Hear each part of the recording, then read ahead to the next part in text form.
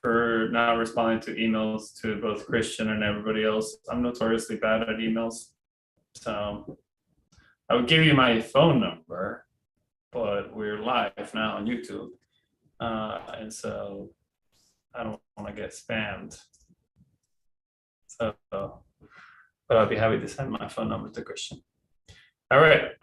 So with that, I think we're live. Everything looks good on my end, and hopefully it looks good on your end. Today, it's a pleasure for me to say that you're not going to hear from me all that much, which is great. Instead, you're going to hear from Vincent Mathieu, who's a professor in Barcelona. He's also a long friend of ours. He worked with us at Jefferson Lab for quite a few years before he decided to go to beautiful Barcelona. Yeah, he's a good friend, and we're really excited that he decided to join this project with us. So yeah, it's a treat. So Vincent, what do you take it away? I'm just basically going to be in the backgrounds for the most part at this point. I'm leaving you with in good hands. So. Thank you. Thank you, Raul. So I'm very happy to be here with you guys and girls. So I was very excited to join this program when Raul talked about me about this idea.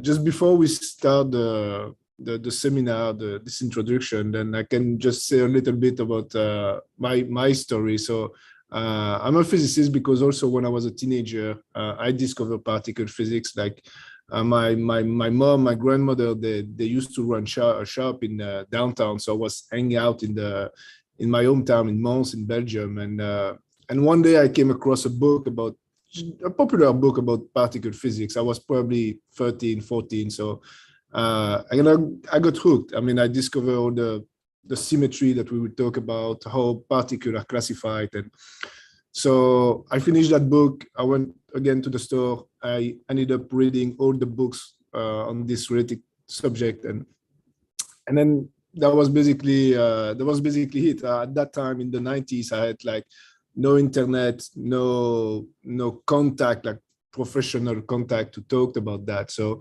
and was really excited that, so here you guys, you probably, some of you are teenagers, some are a little bit older than that. And then you have the opportunity to be in contact with professionals like us. So I decided that, now it's, because I didn't have that chance when I was younger, that, if I can participate to that, I'd be happy to do that. So having said that, then can start the seminar. I'm going to share the screen. Let's see, hopefully everything would be smoothly. So here, let me put this in. All right, so I probably need to hide that.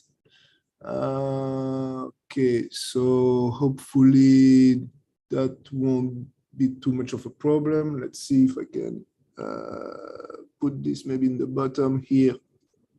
All right. We don't see what you're pointing to, so it should. Okay, so but you see my pointer. Yeah. Yep. Excellent. So this talk will be mostly about history of particle physics, and along the way we're going to introduce some concepts that are fundamental in particle physics. So let me quit that. Okay. So Raul explained to you last week that all the knowledge that we know about particle physics is basically coming from collision. Like we isolate particles, we accelerate them, and then we smash them against other particles. We collect the debris, and then eventually we compare with theoretical models. So there are several steps, and then this may raise some questions. So you may ask, for instance, how in the first place do we isolate a particle and make a beam out of that? So we're going to try to answer this question today. And then you see that there's a plot here when you compare, so the black dot with the error bar here are the experimental data.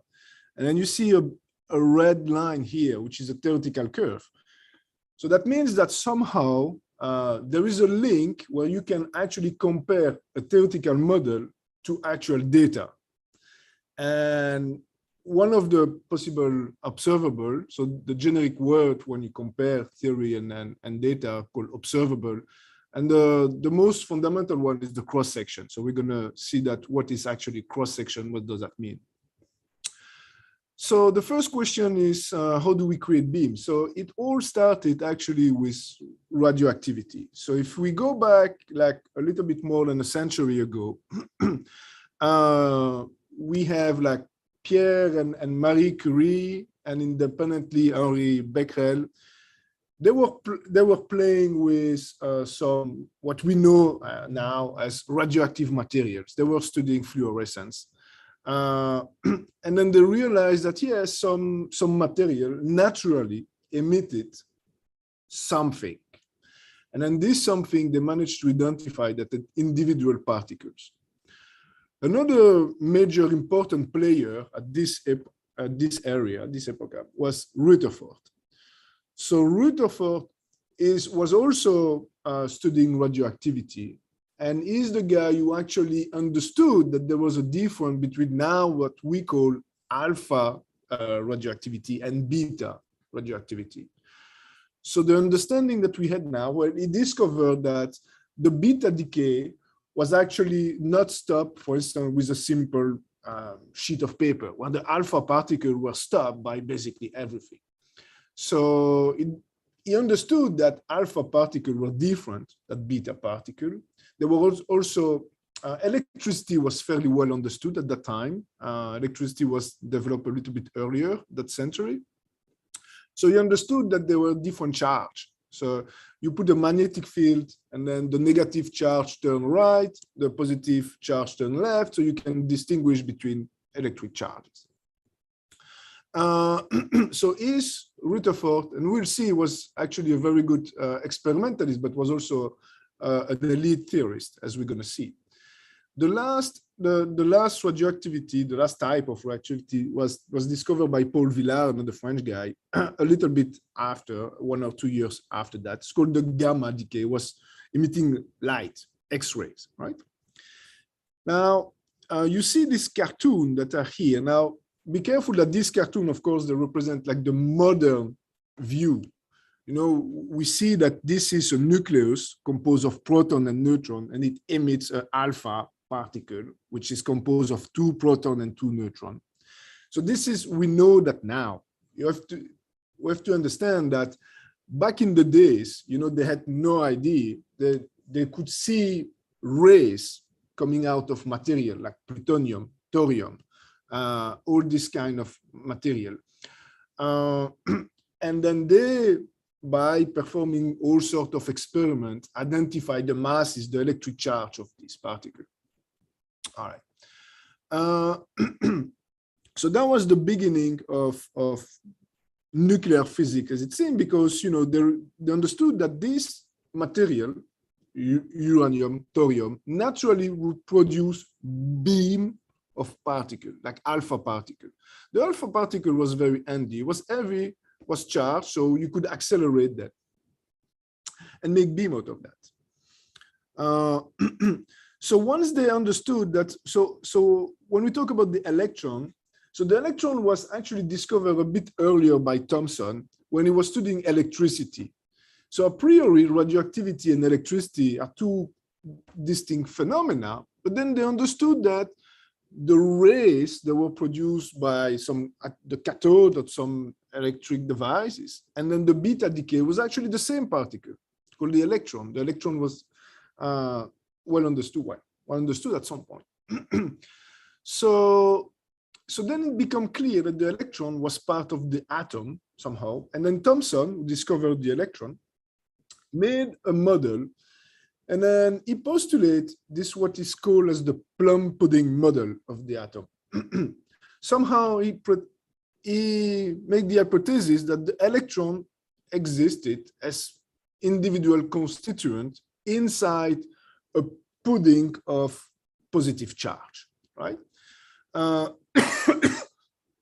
Now, so how can we test that? So of course you make an hypothesis, you want to test that, right? So Rutherford had the idea of using this alpha particle to shoot them at some atom. And then if the model is correct, then the alpha particle should be slowed down by this medium, this continuous medium of positive charge. And then we should observe a very minor deviation. We should observe a loss of energy and very minor deviation. Means a lot of alpha particle in the same direction of the beam, or very small deviation. So you put an alpha particle source in a box with a very small hole, so that you can focus on the alpha particle along a specific line. You put a gold for it, for instance, gold known as a heavy material, and then you observe. And the prediction was that all the particles should be along the beam axis. And what they observe is that from time to time, an alpha particle bounces back. That was very surprising. So Rutherford thought deeply about that, and then make the hypothesis that perhaps what's going to happen is that it's actually all the positive charge are really localized into a core that we would call nucleus. And then the alpha particle was bouncing back, not against the electron, but against this core only sometimes. So it's mostly vacuum. And then sometimes the alpha particle will bounce back against this core, right? So you see that here, I mean, it seems easy for us because this is the picture that we understand. But back in the days, there was a prediction, then there was an experiment. There was a conflict between the experiment and the theory and the experiment. So this was resolved by introducing a new concept, the nucleus. So I want to do like a small digression about all the possible outcomes that when there is a discrepancy. It's actually interesting. When there's a discrepancy between, theory and experiment, what are the three possible resolutions of that? So the first is fairly obvious, is that the experiment is wrong, or there's a mistake somewhere, or theory and experiment, they actually don't talk about the same thing. There's a subtleties, and then there's a mismatch between what is actually computed and what is measured, right? So this is the least interesting solution. The second solution is an example is what we saw. The general word for that is called, we would call the ontological solution. Ontological means like, the ontology is the science that treat the study new concept of the being. So what ontological solution means is that a new concept, a new particle, for instance, is introduced. There is the creation of a new identity. An example we just saw is that there was a mismatch between Thomson theory and the Rutherford experiment. The resolution was to postulate the nucleus, a core of positive charge inside the model. A second famous ontological solution is what is called the neutrino. That's to do with the beta decay that we saw. So if you consider the beta decay, so after a while, it became clear that it was actually the electron that was emitted, this beta particle, the electron, was coming from the neutron, as this cartoon represents here. So the neutron would give rise to a proton and an electron. And if it's the case, if you somehow manage to isolate a neutron, we're going to see later how we can do that. So if you can isolate a neutron, and then if you have the neutron at rest and wait and then until it decays into only two particles, a proton and a neutron, the energy of the neutron is fixed. You know the masses of all these particles, so you know the energy that should have the electron, and that should be a fixed number. So they managed to do this experiment with a neutron beam and waiting that it decays. And then what they find is that there was a continuous spectrum for the energy of the electron. So they found that the green the green curve, all the data was not at a fixed energy for the electron. There were a continuous spectrum for the energy of the electron. So then it's Wolfgang Pauli, who emitted the hypothesis that there were like a missing particle, that it was so uninteractive and so almost massless that we would easily miss that particle. So that particle was very, very light, neutral, and weakly interacting. So we call that the neutrino, the little neutral guy, right? So this is another famous example of what we call an ontological solution. Discrepancy between the theory in red and then the data in green, resolution, we postulate a new particle in this case, right? The last solution is what we call the legislative solution. It's like you have also a discrepancy between theory and experiment, but in this case, the law has to be changed, the law itself. You don't need to necessarily to invent a new identity, a new concept, but you change the law. And the most famous example, you probably have heard about that. It was about Mercury. So Mercury is the closest planet that orbits around the sun. And according to Newton's law, we can predict its orbit. In particular, we can predict where it gets the closest position to the sun. So the closest position on a specific orbit is called this perihelion. It's like the blue dot here. So you see you have this orbit here, the blue dot is here. Now the orbit, it's varying with time. So you can see that the orbit is actually changing, rotating with the time. So the closest point of Mercury and the sun is actually also moving according to time. And Newton's law gives you a prediction for what is it. So you can measure that, and there was a discrepancy, a very small discrepancy, but a well-established one. And the resolution of this apparent conflict became by replacing Newton's law by general relativity, by Einstein. Right? So this is an example of what we call a legislative solution. You change the law. All right, so that was a parenthesis about how to solve an apparent conflict between theory and experiment. So now we can come back to our experiment. So the Vincent, just to interrupt you for a second, you have a couple questions in the chat already. Okay. Do you want to try to answer those now, or you want to leave them for later? We can, yes. Hello, since we get the beam naturally from radioactivity, are there other ways to create particle beams? So we're going to see that here we have the radioactivity give us only specific particles, alpha and beta, or gamma, but it's X-ray. So we're going to see that actually later on in the century, we could isolate proton and neutron thanks to alpha particle. And then since we will be able to create proton and neutron, we can make beam out of that. Why does the mass difference have to be compensated by an antineutrino, not a neutrino? Thank you. This is, yes. So yeah, why it's an antineutrino? Let me come back here. This is a pure convention.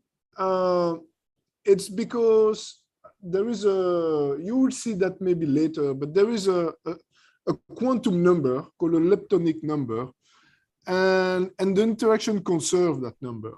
So that means that every time you produce an electron, you have to produce a particle which has a negative electron number, if you want. And by definition of the neutrino, the electronic neutrino, nu E, the electronic neutrino by definition has a positive electron number. So you can create an electron, but it needs to be associated with the anti-neutrino so that you have plus electron number for the neutrino, for the electron, -1 for the anti-neutrino. So that's related to a convention. So that's why it's an anti-neutrino. So thank you for pointing me the question, because I don't have a look on the chat. So all right, so we can come back to our experiment. So this experiment, Rutherford, it's called the Goldford experiment. It's also called the Rutherford experiment, but it's actually not Rutherford himself who built that. He had the idea, he was running the lab, but it was actually Hans Geiger, assistant professor from Germany, who came to the UK to make this idea concrete. And he was helped by a PhD student at the time, Marsden. So these two made the experiment. And then we saw that this experiment, so you encapsulate a radioactive source, you make a beam of alpha particle, shoot them to a gold foil, and then sometime to time, an alpha particle bounces back. Now, so already just by observing that you have particles that bounce back in the direction of the beam was already something spectacular. But you can actually do better than that. So you can actually study in which direction those particles are coming. So to do that, we need to divide like the space into direction. So it's like we have the detector, and then we're going to bend this detector into little portion of the space. So let's clarify that a little bit with some other picture. You imagine that a direction, a specific direction in space, is given by two angles. So one angle, theta, is called the polar angle. So the polar angle is like you have a direction. You need always to specify some frame, some axis. Like, you know, X would be that direction in the lab, Z would be from here to the roof, and then Y would be the remaining one. So the polar angle is the angle from that direction and Z. So you obtain this by rotating along Y. You start along Z, you rotate along Y, and then by an angle theta, and then you get that direction. The only thing you're missing is that you can actually rotate around the Z axis. So this is the phi angle.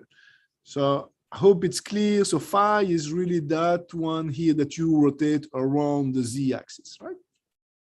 So any direction is specified by these two angles, theta and phi, are called polar and azimuthal angle, right? And we want to divide all this direction into subsets. So we want to bin all this direction. So that means that we want to have like some very small, but non-zero, but infinitely small region of this sphere. So we pick up a direction, and we would like to see what are we would call d omega. This is the standard name associated to that. D omega is the region that includes all the direction that has an angle theta and theta plus d theta. D means small. So that would be like between 30 and 31 degrees, example. And of course, you have to specify the other angles. And then phi can be also between 12 and 15 degrees, for instance. And the question is, what's the area span within all this direction? So because everything is very small, you can approximate this by a square. And then one length, because here you have theta, here you have theta plus d theta. So one side here actually it has a length of d theta. The other one require a little bit more of geometry. It's of course proportional to d phi, but d phi would be if we were along this equatorial axis. So with a little bit of geometry, and then you can check that at home, it's a good exercise. You can see that the other length of the rectangle that we need is going to be d phi, but multiplied by the sine. It's because the radius here is actually sine here, right? So I'll let you check that as an exercise at home. If you have difficulty, we can talk about that. So d omega is given by this. If you specify 1 degree around theta, 3 degree around phi, then you know what's the area span for this direction, for this bin direction, right? All right, so experimentalists, they are interested of counting the number of particles within that specific direction, right? So we would like to have, quote unquote, the number of detected particles per unit of solid angle. So the solid angle is this d omega that we just talked about. Now, of course, the number of particles depends on somehow the density of particles in the beam. You know, if you have a beam, quote unquote, with more dense, then you're going to get more particle in this d omega element. Also, if you wait more time, if you do an experiment for 1 hour or 24 hours, then of course you're going to accumulate more data.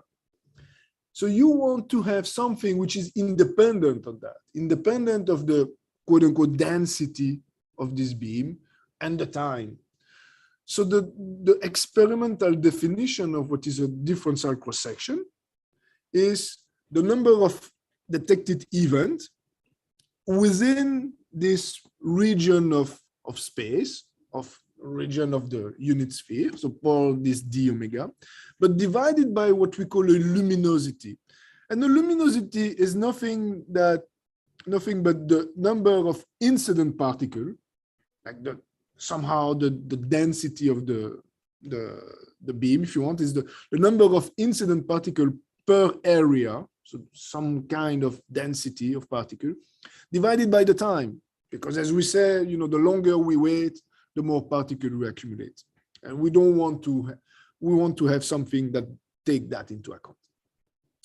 All right, so the luminosity is something which is designed by the experiment. Once you build up your setup, you should be able to determine the luminosity. And then the number n is the number of events that you collect, right? So having said that, this is the experimental way of determining a differential cross-section, right? All right, so let's talk about an order of magnitude, for instance, at the LHC. So Raoul talked about the LHC last week. It's this Large Hadron Collider that's at CERN. The modern order of magnitude for the luminosity is something around 10 to the 34 particle, proton, per centimeter square per second. So this is a huge number. If we want to have like an estimate, for instance, of the number of collisions we have at the LHC, then we can multiply by the typical cross-section of proton. So this differential cross-section, it's per unit of direction, this d omega. So we can integrate sum over every possible direction. And then this would give us the total number of collisions per the luminosity. So of course, experimentally, what we do is that we know the luminosity, we just count the number of events, and then we determine sigma. Here, I'm going to give an example where we do the opposite. We know already what is sigma, and I want to know how many collisions happen at CERN. So the number of the sigma. Vincent, you have a question that I think might be relevant before you go on. Can you hear me? Yes.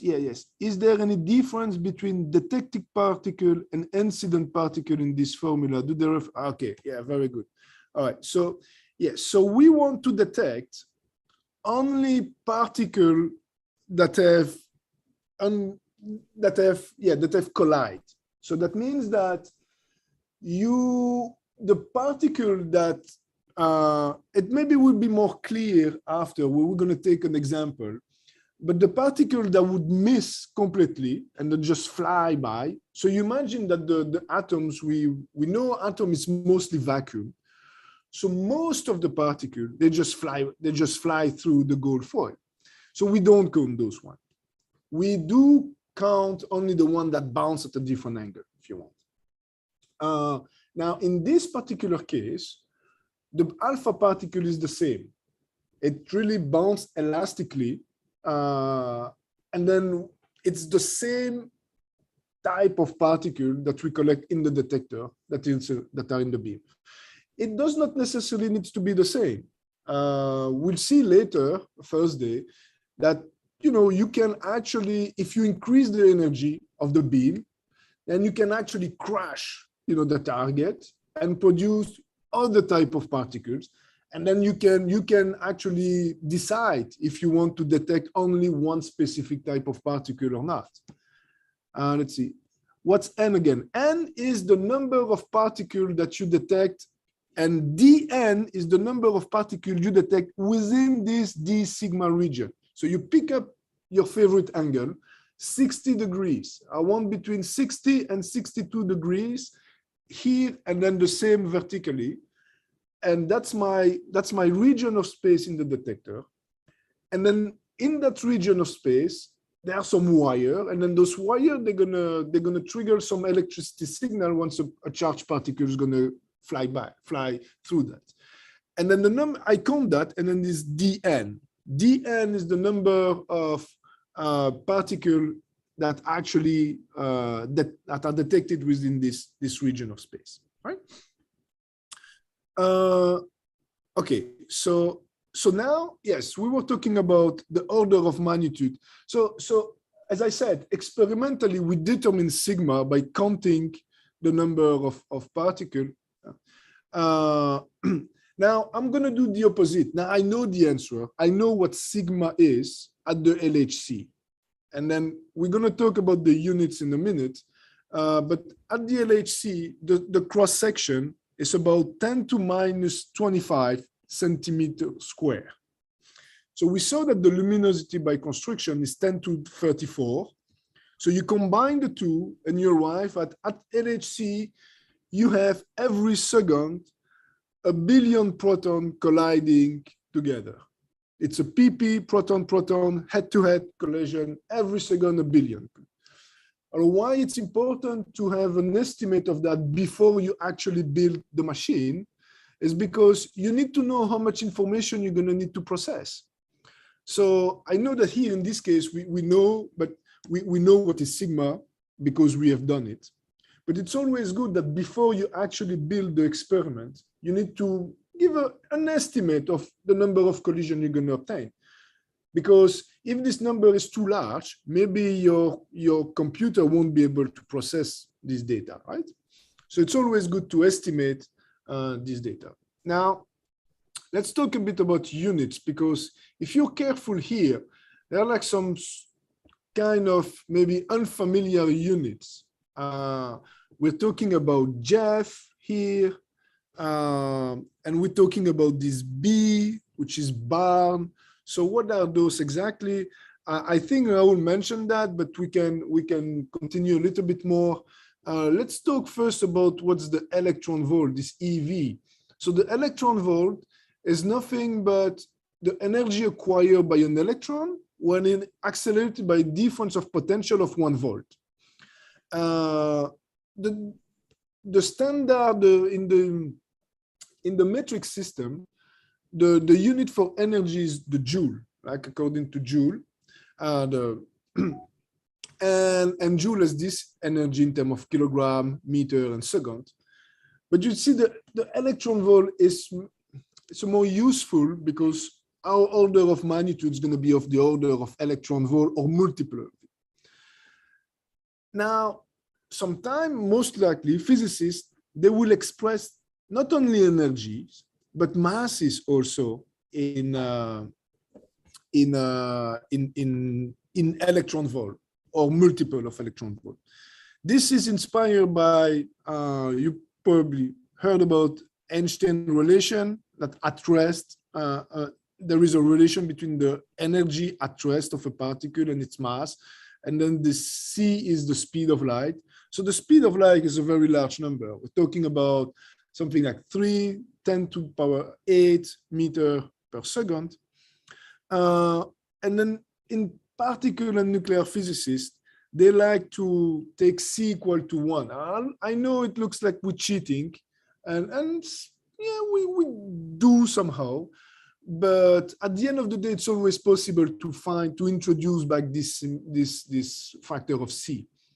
So if we somehow assume that C equal to 1, so that's define a new system of units called natural units, then masses can be expressed in electron volt. In particular, it's very handy because the proton mass is roughly 1,000,000 of electron volt, 1 GeV, 1 giga electron volt, roughly. So it's very handy. So we know that, you know, when we have multiple of GeV, we have like in mind multiple of proton masses. The electron is 2,000 times lighter, talking about keV, kilo electron volt, 500 keV. All right, so that's the first energy, electron volt. And the second one, the second funny unit, it's the barn. It's this B. The barn is like the barn that you know, like the building when you can actually, you know, that a functional building where you can have animals and their food, a barn. So where does that come from? It was during World War II, during this Manhattan Project. So the nuclear physicists in the US, you know that back in the days, like almost all physicists in the US were working on the development of the atomic bomb. And they were studying cross-section, and they needed a unit that was like the order of magnitude of what they were experiencing. So they invented this barn with the order of magnitude of a cross-section of a uranium nucleus. And it's about 10 to minus 28 meters square. So that means that this is the equivalent of a square whose size is like 10 to minus 15. So the nucleus, as the uranium nucleus, is around 10 to minus 15, a square of size of 10 to minus 15 meters. But why the name bar? It's kind of a little bit funny because all what they were doing was somehow secret. So they had to communicate, and they'll say, well, we need to find a unit that will not possibly give any indication that we're doing nuclear physics. So we want something that has nothing to do with nuclear physics. And there was this expression as like, when you're really bad at aiming, we say that you can't even hit the side of the barn, because a barn, typically a barn is a huge, large building. So someone who is really bad at aiming say that he will miss the barn. So the barn was something big that you can't miss when you shoot. And actually they noticed that, yeah, a uranium nucleus is something large. So they say, well, why don't we use this barn? And then it stays. So that's the story behind the barn. And now everything is expressed as multiple of barn. So here this MB is millibarn. So 100 millibarn, which is this 100 millibarn, is 0.1 bar, because you need 1,000 of millibarn to form a barn. So that's why you would see, if you look at the literature about cross-section, you're going to see barn. All right, so that was also a digression about unit. Very good. All right, so we saw how experimentalists, they actually compute a cross-section. But we never explain first how a theorist will compute that, and what's the name, why we say cross-section. Cross-section, there are two terms. Cross means transverse, and section means area. So cross-section is the area where a collision happened. There's a question here, which isotope of uranium the barn is based on? I don't know. I guess it's the order of magnitude, and I'm guessing they were using the radioactive one, but I can't be sure. But the idea is the barn was the order of magnitude of a reunion. So here so we are looking at what is a cross section. So we are interested, the cross section by definition is the transverse area where a collision is going to happen. So you imagine that you have like a particle in blue, and there is like another target here, and then the particle, because the target has some influence, like this is an alpha particle which is positively charged. This is an ion, the nucleus, which is also positively charged. So Coulomb force repel those two together.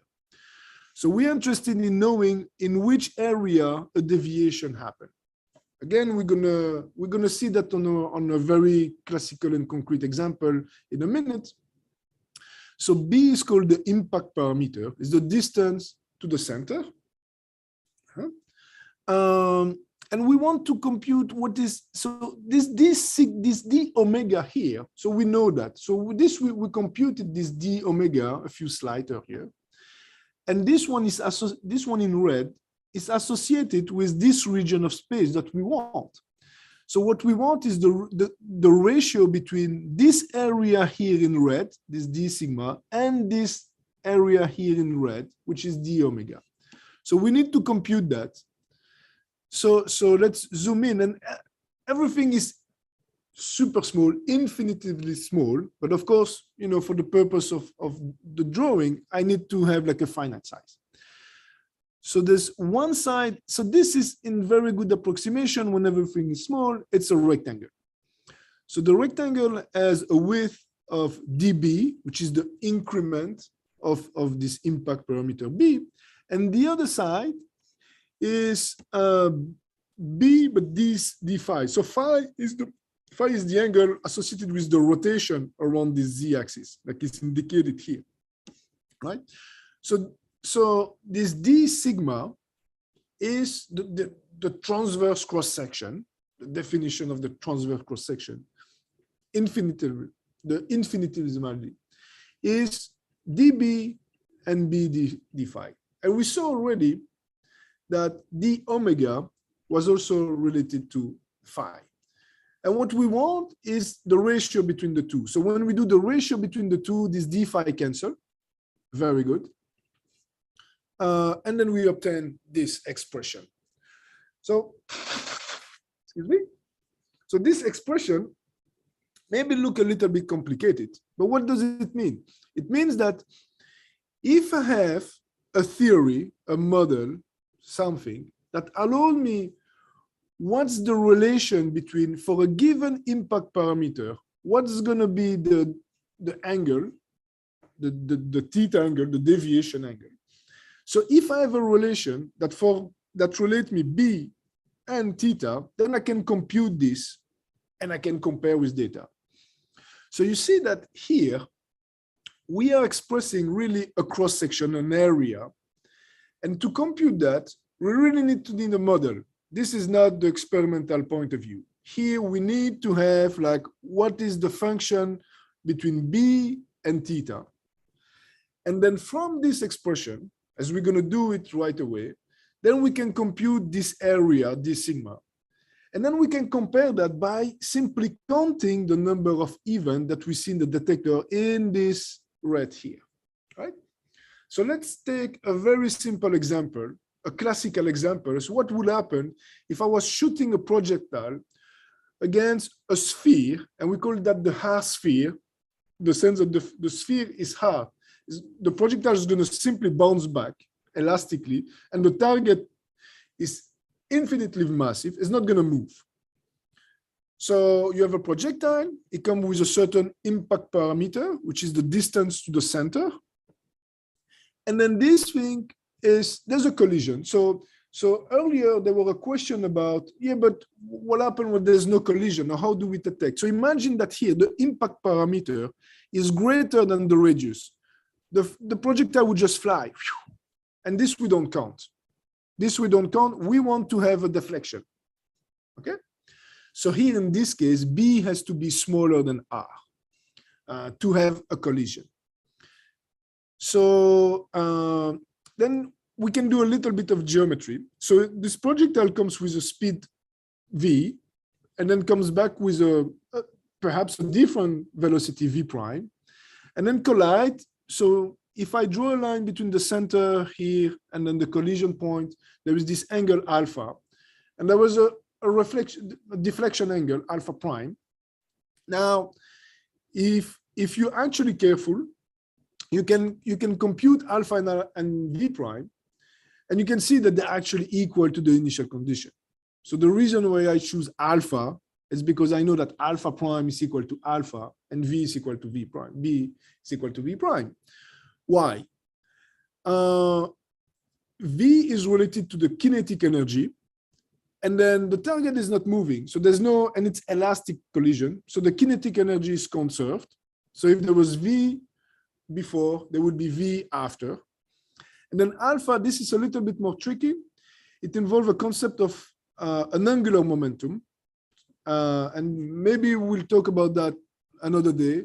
But if you know what's an angular momentum, then I invite you just to compute what would be the angular momentum and check that before and after the collision, the angular momentum is the same, if alpha equal alpha prime, right? So also on a side note, here we're using conservation law. Conservation law is really, I would say, almost 90% of the physics. As we're going to see mostly Thursday and then in the following lecture, most of the physics arise by conservation law or deviation from that. Things that are invariants that allow us to simplify our calculation, to postulate what's the interaction, define quantum numbers. So physics is really science based on conservation of symmetries. Here in this case, we have conservation of energy, angular momentum. You know about conservation of electric charge, of other things like that. So really, physics is all about conservation law invariance, right? So in this case, we would like to compute this cross-section from the very definition. So we need to express B in terms of theta. How we do that, then we can realize that theta is this angle here, and then theta here plus 2 alpha, because alpha prime is alpha, is equal to pi. So pi is 180 degrees. All right, very good. Now, a little bit more of geometry. B is here. So B is here. There's a right triangle here. And then you can check that B is equal to R sine alpha. B is proportional to R because of dimension. B has dimension of length, R as well, and the sine has no dimension. So if you combine these two equations, you're going to see that B is equal to R cos of theta half. Again, there's a little bit of geometry. I'll let you check that as a homework. It's a good exercise to rederive this expression. So now that we have B equal a function of theta, and we can compute this thing. We can compute the derivative. So the derivative of a cosine is minus sine, but we have also to derive the argument. So there's a 1/2, and this is what we obtain. And now if you plug that together with B here inside the cross-section formula, we see that all the dependence in the angle actually cancel.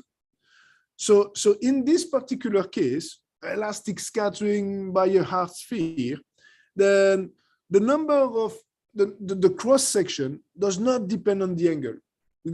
Experimentally, we're gonna observe the same number of even in every portion of the space. And why so? Well, we can actually integrate that over the angle and see something that is really physical. So this is the number of events per unit of direction, but it's the same. It does not depend on the angle. So we can actually very easily integrate over the whole direction. And how many directions there are, where the sphere, the surface of a sphere is 4 pi. So you basically need to multiply this number by 4 pi, which is the superficie of the sphere. And then you get pi r squared.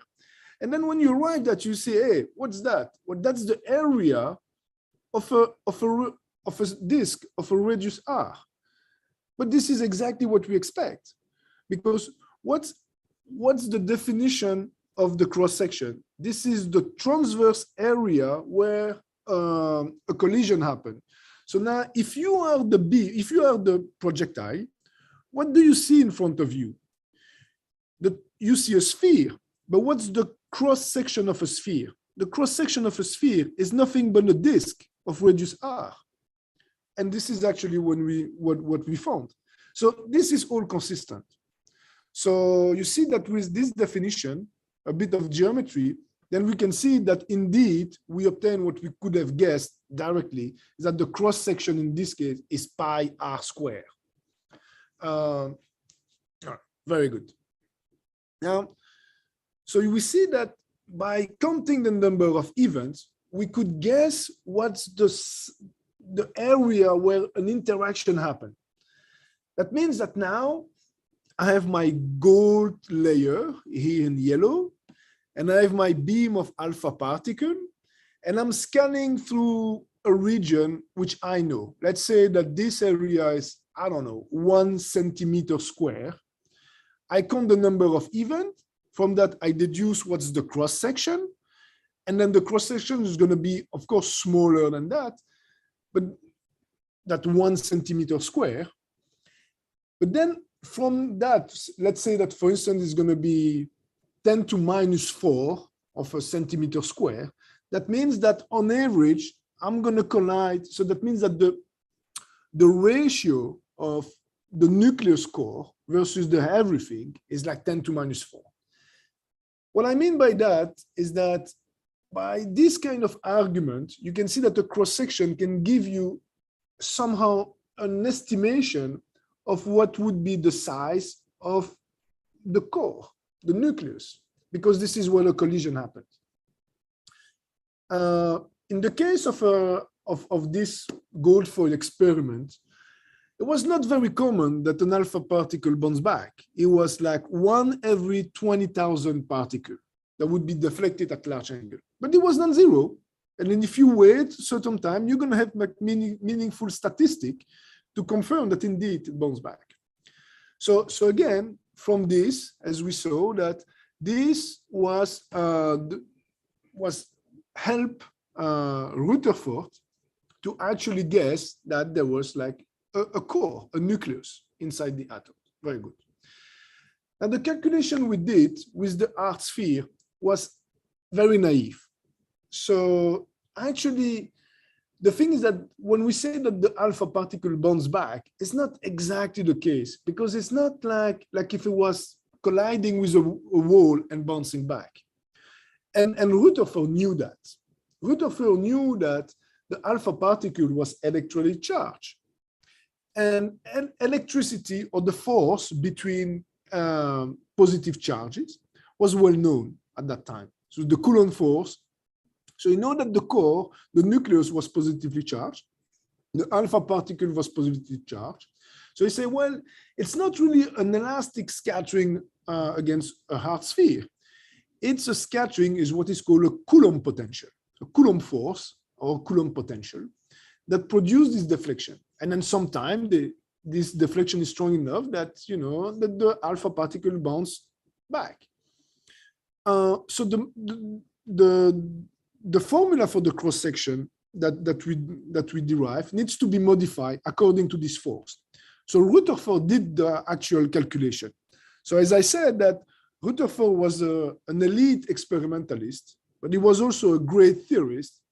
So he actually developed this formula. I said, okay, now I want really to compare what the result of my experiment with my colleague to a calculation I need to do. So he did that calculation. And this is the formula that came out. So what are these symbols here? So first, the Z and Z prime are nothing else than the charge. That's the number of protons inside the alpha particle, which is 2. So in this case, Z prime is 2. And Z here is the number of protons here, which is known. Like if it's gold, gold is so if it's lead, it's 82. I think gold is 73. Yeah, or 93, I don't remember. It's written in the next slide. But if you know the element, then you know what's the Z. Alpha is 79. related. I have a question? No. I think it's 79. 79, thanks. So alpha is related to the electric charge. So the electric charge is the coupling of this electromagnetic interaction. So Raoul talked about G in the strong force, which can be large in certain regime. Here, in the case of the Coulomb force, this is known. This is the electric charge, which is known. And in any calculation, there's always this combination that appears. E squared divided by 4 pi, which is approximately 1/37. So you see it's a small number.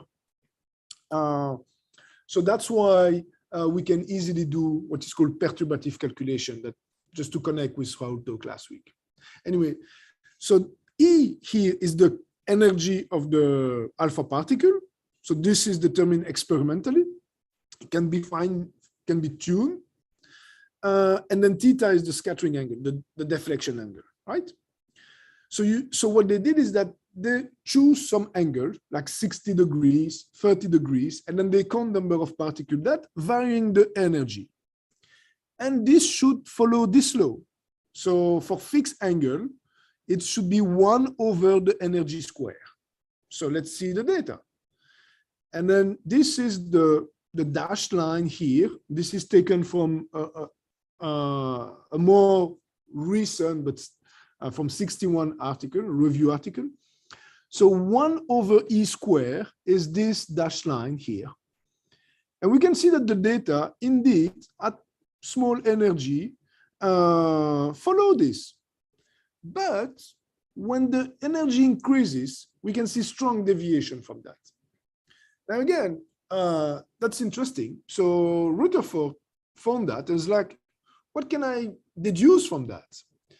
And it was actually possible to deduce the size of the nucleus from this data point.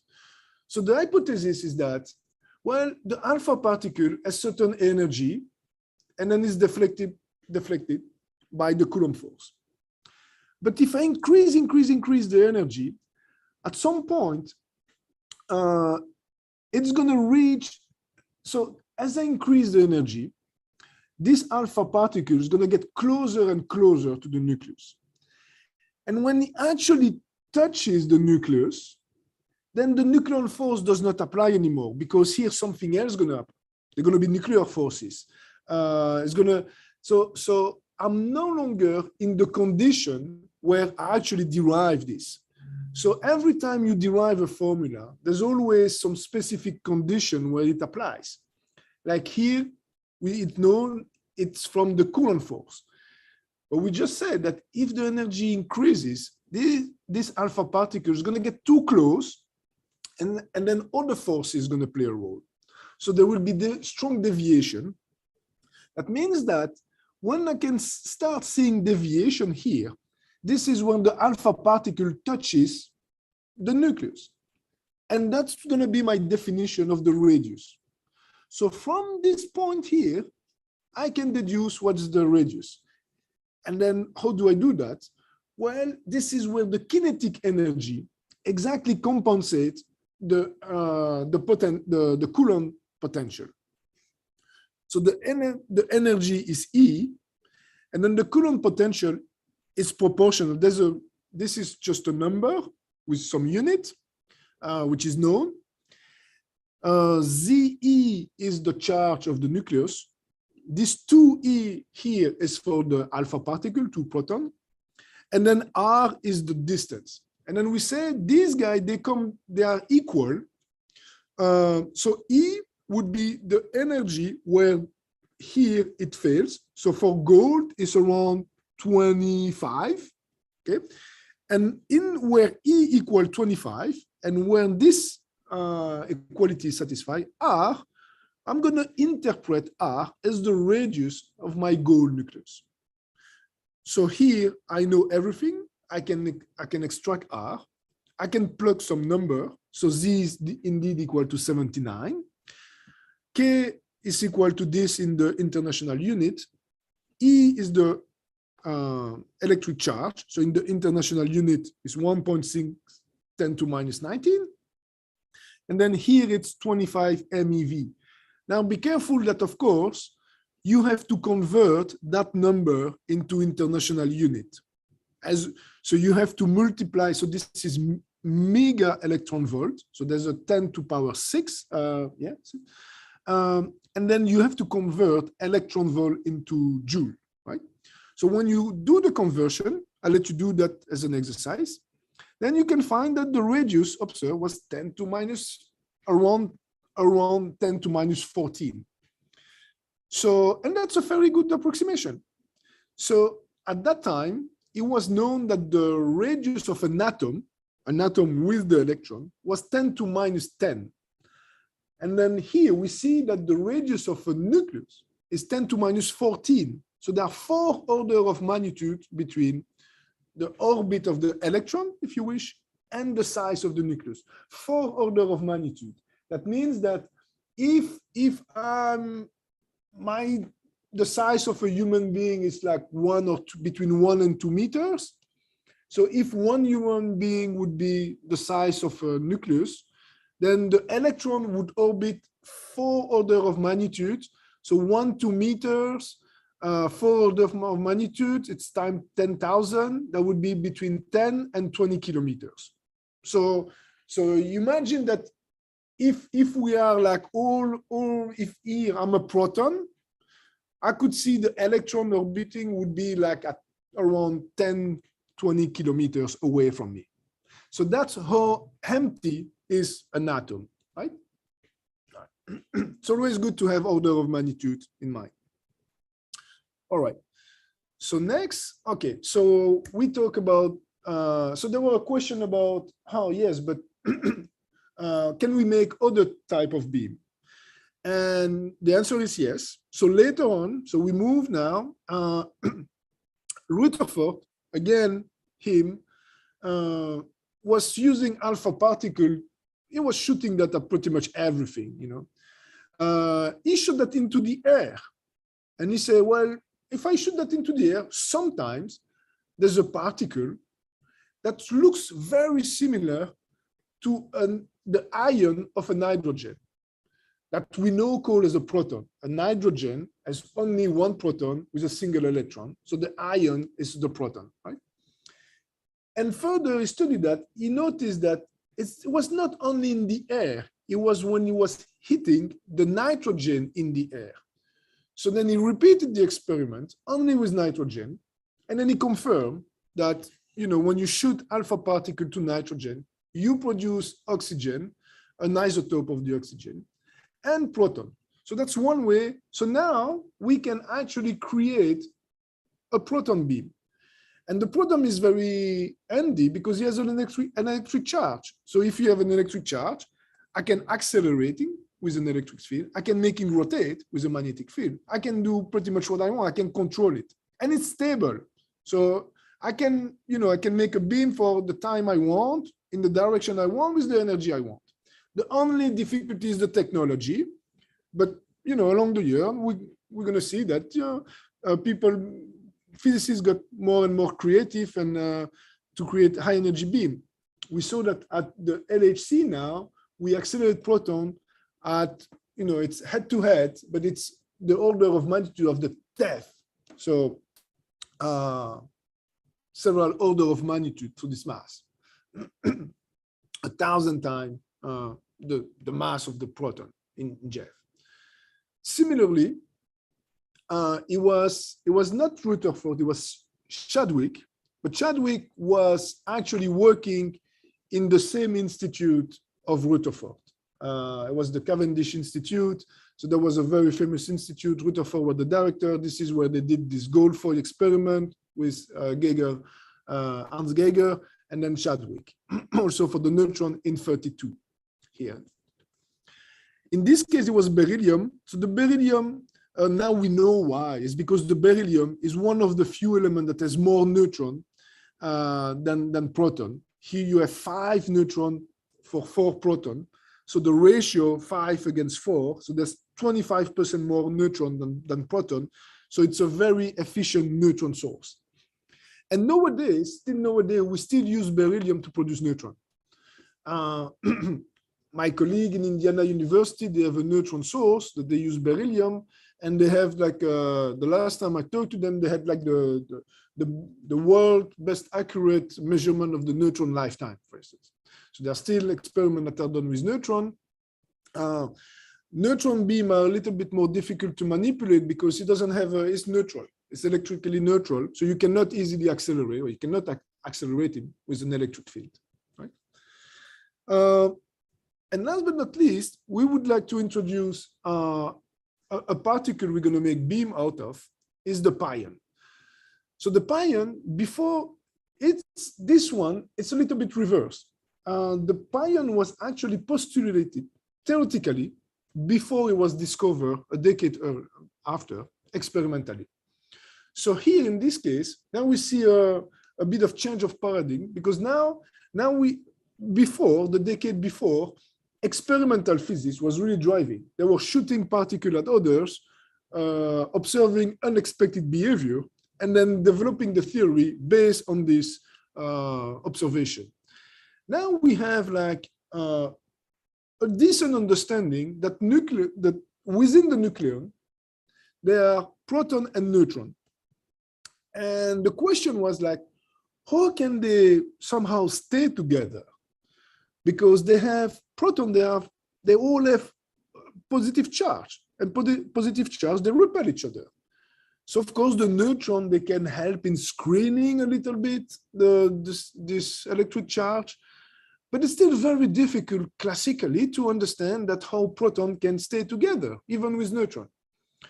So there is Yukawa around like in 35, so a few years after the discovery of the neutron, that put together a theory about how this proton and neutron could actually interact together.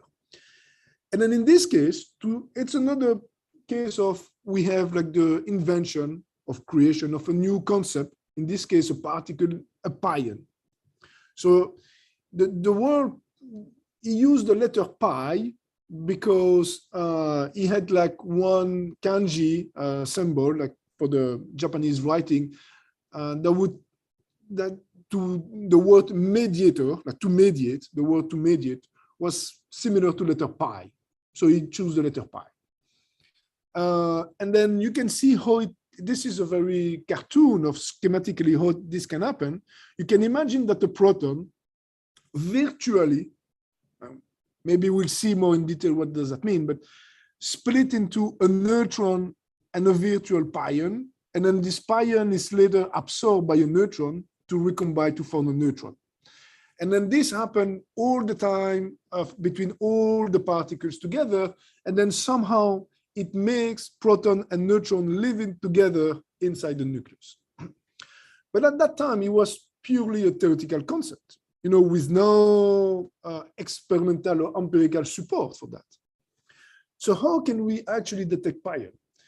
And this is where people, physicists, the pioneer, I think they were in India, they went to some higher mountain because people noticed that if you actually go up in the mountain, isolated, really close to the closest you can from the atmosphere, you could actually detect new type of particle. So where does that come from?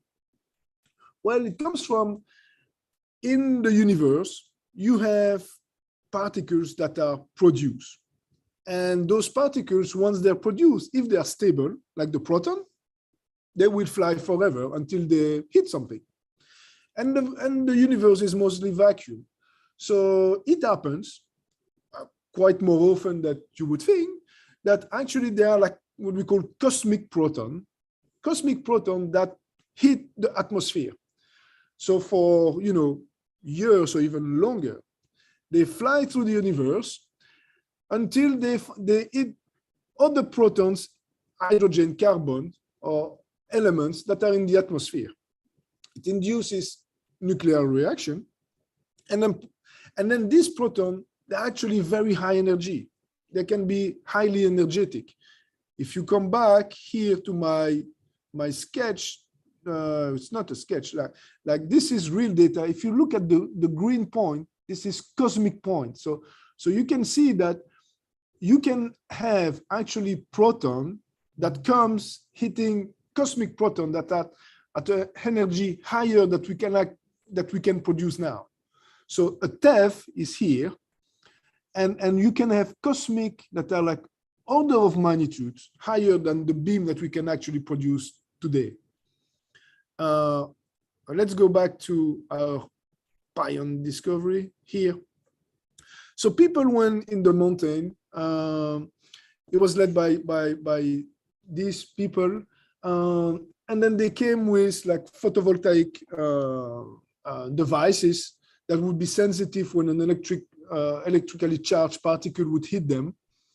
And they noticed different type of track. So they of course noticed proton track, alpha track, that they were really well understood back in the days. That was decades that we knew how to recognize an alpha track, a track of an alpha particle. And then at some point they say, well, there is this track that we don't know. And later on, it became clear that this new track was actually the pion that has the exact same property as it was theorized some time before by Yukawa, the pion. It was further, so there were also, this experiment was also repeated in Europe and more development. And then later, finally, we were able to actually produce pion into a lab. It was done in Berkeley, in California. And it was again by smashing alpha particle into carbon atoms. So then now we can have beam of proton, neutron, pions, and we can, especially protons and pion, they have an electric charge, we can accelerate them, and we can smash them against other atoms. And that would be the beginning of nuclear/particle physics. And then Thursday, I will continue about this story. And then we're going to jump a decade after World War II and see what were the consequences of that. So here to finish, because we're talking about cosmic proton, the universe, I want just to mention this picture that you might have seen in the social network that came yesterday by the brand new James Webb telescope. So this picture is the picture of this is the deepest part of the universe observed so far by a human being. So you can see a cluster that has like a cryptic name here, and the distance it's measured in light year. It's the distance traveled by light within a year, and is actually at 4.6 billion light year away from us, which is a number which is very difficult to visualize. But this is quite impressive, especially for the resolution that we see. It's really detailed. There's actually a conference meeting that is happening right now, and there's more information about this link. Now, just to finish, I can mention some little exercise that you can do if you want. So this is a fun story about unit. So we discuss unit like Jeff and Barnes, and there's actually a fun exercise about dimension analysis that you can do. So we're in World War II, and there's the Manhattan Project, as we discussed, that most American physicists, they try to develop the bomb. And then finally they managed to do nuclear reaction. They were smarter enough to notice that you had to slow down the neutron to have like a chain reaction. And then they started doing like a test in the desert. And of course they wanted to brag about it, but they didn't want to reveal what was the power of the nuclear explosion. So they released some picture with a scale here. You can see 100 meters. And when you can see a timestamp here that show you the evolution, the time evolution of the radius, right? And that's it. They just say, look, oh, we can do bomb like that. You don't know the power. We don't want to tell him, but look, this is impressive. And what they did not expect is that there were like a British physicist called Taylor, who actually did like a dimension analysis and could guess what was the power of this. So it's somehow, just by simple argument of dimension, he could guess the secret of this Manhattan project. So how did he do that?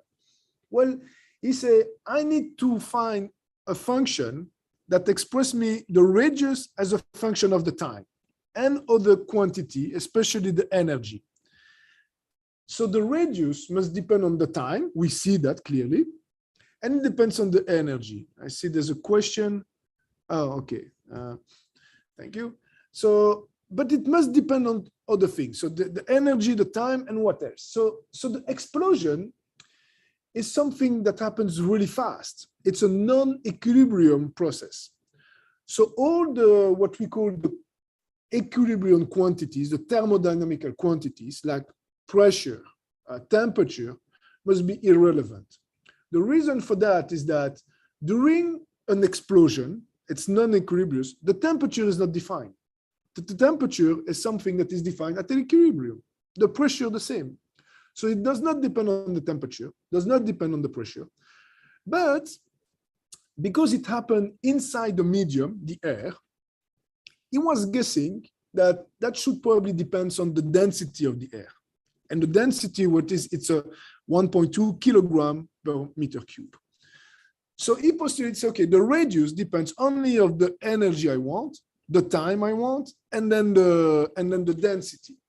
But the unit needs to match. That means that I need to find the proper combination between energy, density, and time. I need to find ABC. ABC can be rational number, like 1/3 or 5/3 or 5/2. I need to find this number such that the dimension matches. And then the dimension of rho is here, is mass per volume. T is the time. R is in length, meter. And then the energy, we talked about that earlier. So I let you look in the slides and then find what's the dimension of the energy. Find this ABC. The only thing that is missing to guess what's the energy is the number in front. But the number, we can assume it's roughly 1, and that would give us the energy. So you find the formula, ABC, and then after you look at the data, you say, okay, I have T equal this 0.006, and then I estimate the radius with this, and then you can see if it matches the formula, and then you can deduce E from this data point. So it's interesting. It's not super complicated, but it's non-trivial either. And it's actually a fun exercise. You're gonna find the secret of the Manhattan project. So that's, I call that week 3.1, exercise week 3.1.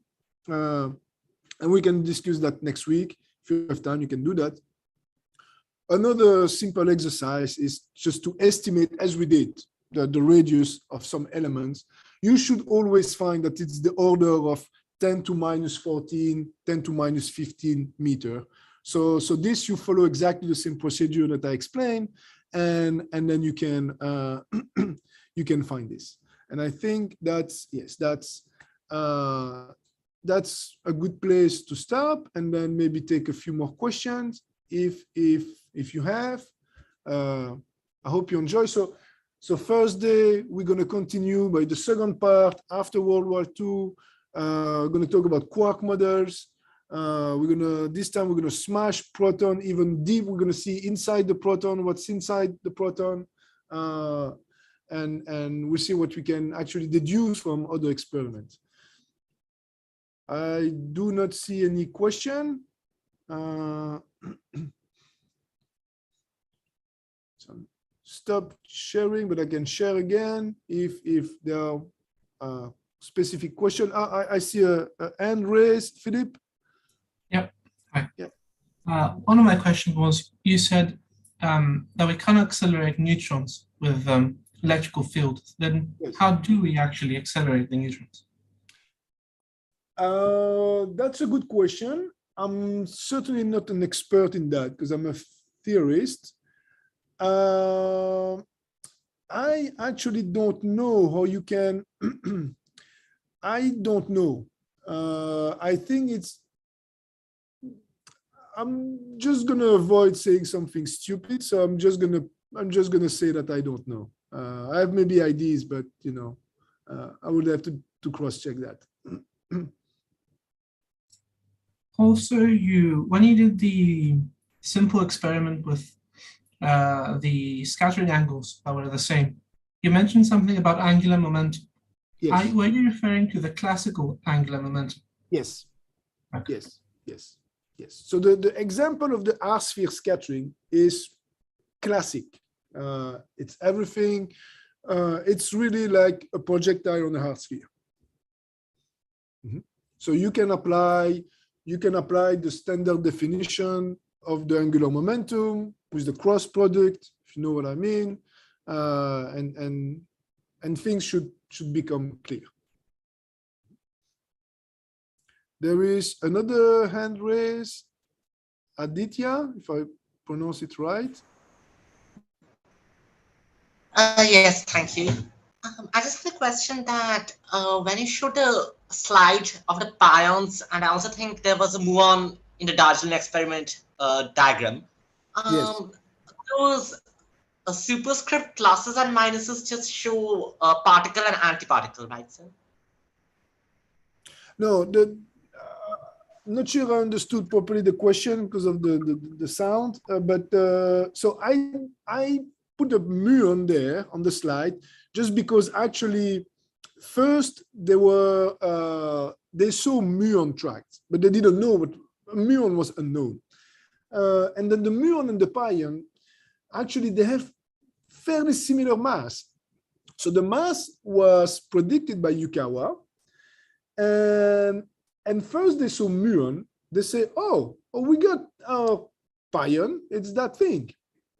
But later on, they noticed that it was not interacting with nuclear matter. It was not actually what we call a meson. It was not an hadron. It was not interacting with nuclear matter as the pion should. So it was first called the mu meson, but then people realized it was not a meson. So they called that muon. The muon is like the cousin of the electron, just the mass, it's just much more massive. But it's highly produced in the atmosphere. And that's why I mentioned it. That's why I include it. But in principle, it's totally different from the pion. It's a different family of particles. Does that answer your question? Thank you, sir. But actually, sir, meant that there was a superscript plus and a minus next to the pion and a muon, respectively, if I remember right. Let's see. Just wanted to know what that represented. Yes. Let's see. Where is my? No, that's not this.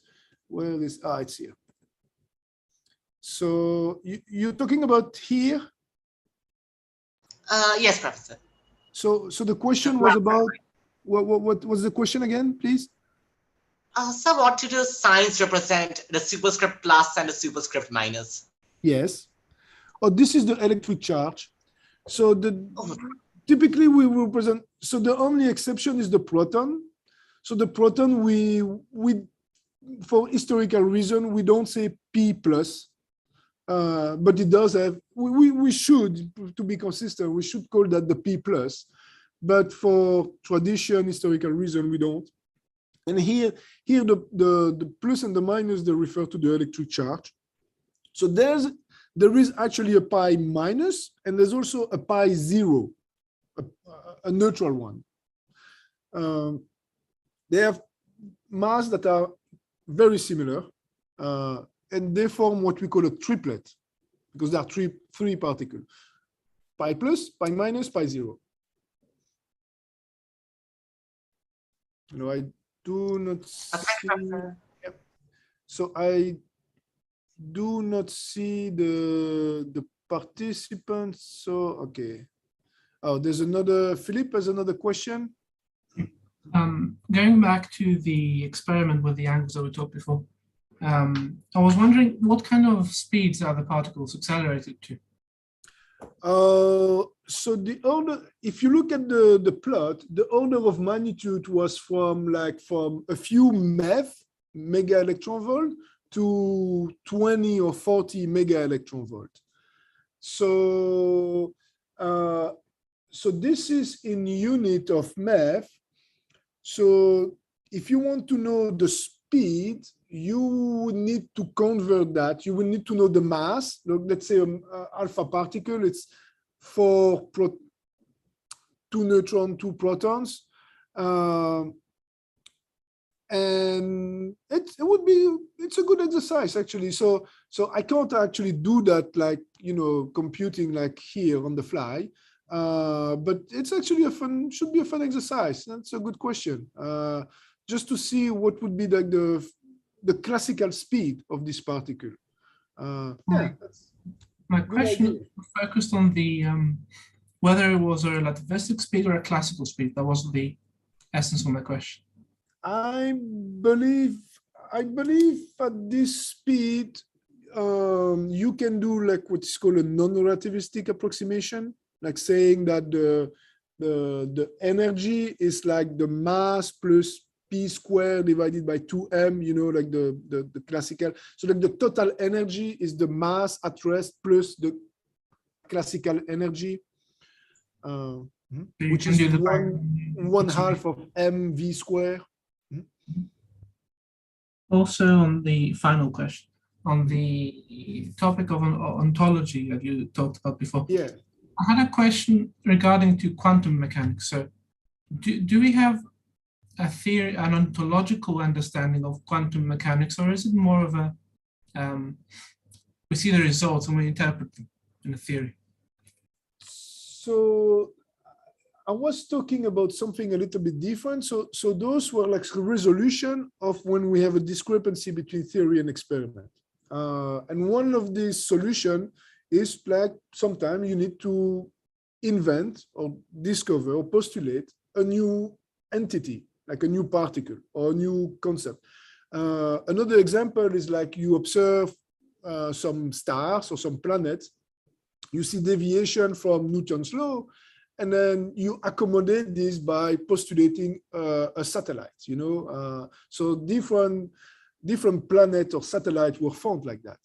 It's one of the methods also to find exoplanets. So in quantum mechanics, I think you were talking more about an interpretation. And so this is a different subject. There are different interpretation of quantum mechanics. I have a fun book about that is called Making Sense of Quantum Mechanics, just right here. I don't know if, but it's inverted. Yes, of course. So it's by Jean Bricmont, and it talks about the different interpretation of quantum mechanics, the standard one with the collapse of the wave function, the one with the pilot wave, the interpretation. But this is a separate concept that I was talking. Yeah, my idea was to understand better what ontological meant. So ontological in the case of quantum mechanics is interpretation, if I understood it correctly.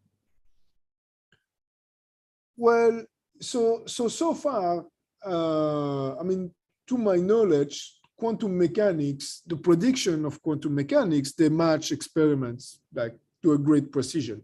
So there's no a conflict to accommodate. It's more like a personal or physical interpretation of how do we make sense of that, of the formalism. But there's no apparent conflict between theory and experiment that we need to solve. Well, maybe if you, but roughly quantum mechanics explain the data. Any other question? I don't see a raised hand, the Q&A. Yeah, 2. Okay, well, let's let's Ilse. Do you want to ask your question first? The two hands were rose at the same time. Yes, thank you. I was wondering how the pions were actually detected, like with what device or. So it was like a kind of what you call an emulsion. So like they would prepare a device that would have like some drop in suspension that would be highly sensitive when a charged particle would fly by and then would leave a track. So you would come with well, I wasn't born, of course, and I never did that myself. But I can imagine that they would bring these kind of panels and then do wait and then wait that tracks would appear. And then later on, they would need to interpret those tracks. So they know that because there's a magnetic field of the Earth, it was known. So the heavier the particle, the bigger the curvature would be. So if you have like a slightly curved, it would be a light particle. A very curly one would be a heavier particle. And they knew what was the track for an alpha particle. So they could calibrate with the alpha particle. They would know if it's lighter or heavier than the alpha particle. And this kind of device was used for decades, even not only in the mountain for cosmic tracks, but also in detectors. Thank you so much. Yeah. So now we have Parth. Do you want to ask a question? Yeah. Yes, sir. So while defining mass in electron volts, you said the physicists take C as 1.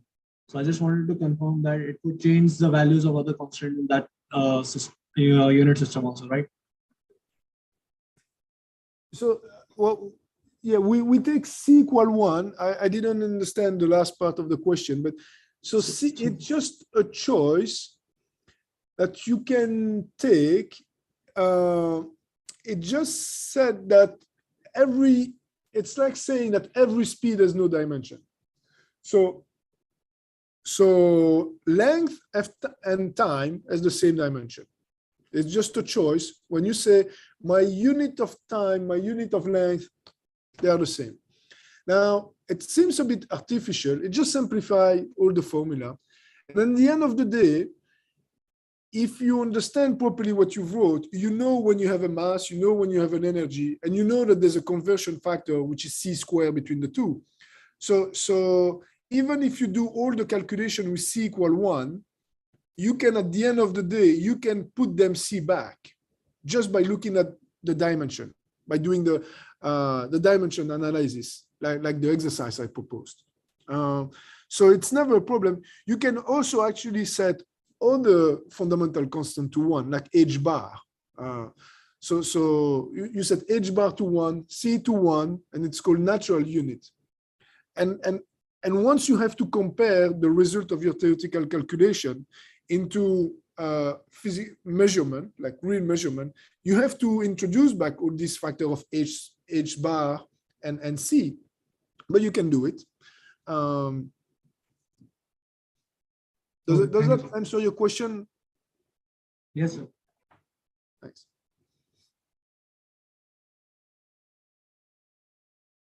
Okay.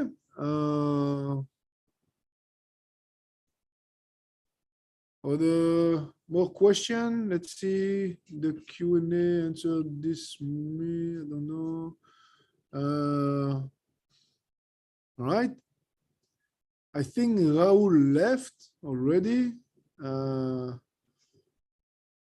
So if there's no more question, then Thursday we're going to continue second part. I hope you enjoyed this part, a bit more of history, some concept like cross section. Then Thursday we'll talk about the quark model and continue on the subject. Okay, well, talk to you in 2 days then. Bye bye everyone.